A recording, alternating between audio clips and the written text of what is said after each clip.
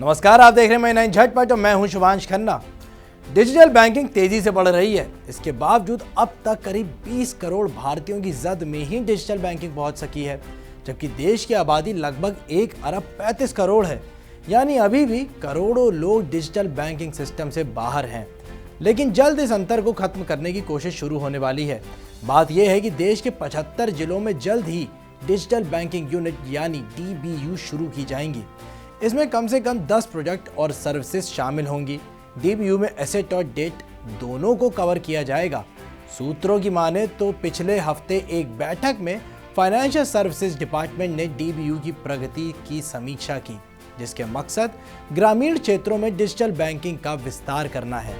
DBU में services की शुरुआत में savings, current, RD, FD, withdrawal, passbook printing जैसी सुविधाएं शामिल हो सकती हैं।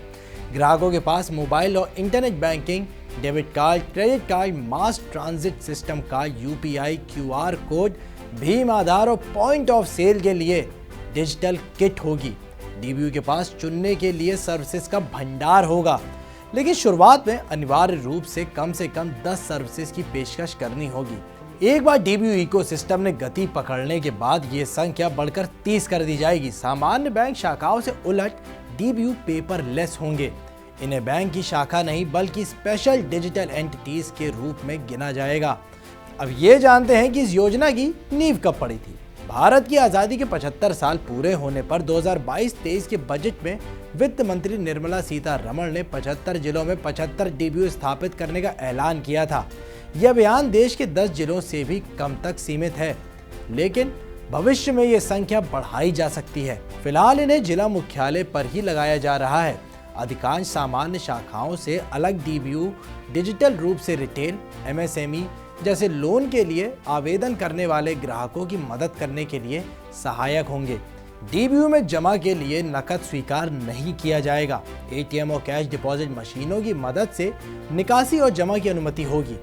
Internet banking kiosk, national electric funds transfer यानी NEFT, इमीडिएट पेमेंट सर्विसेज यानी IMPS, KYC यानी नो योर क्लाइंट अपडेट्स, शिकायत दर्ज करना है और खाता खोलने वाले कियोस्क जैसे सुविधाएं भी होंगी।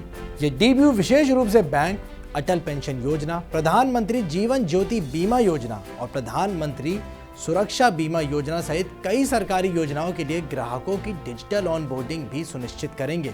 सभी सरकारी और प्राइवेट सेक्टर के 10 बैंक और स्मॉल फाइनेंस बैंक ने DBU के संचालन के लिए काम शुरू भी कर दिया है।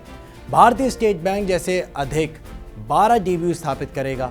इसके बाद पंजाब नेशनल बैंक और union bank of India 8, bank of Baroda 7, Canara bank 6 और इंडियन बैंक 3 का। इंडियन बैंक एसोसिएशन यानी IBA के मुताबिक प्राइवेट लेंडर्स में ICICI बैंक और एक्सिस बैंक 3 DBU और HDFC बैंक 2 DBU स्थापित करेगा।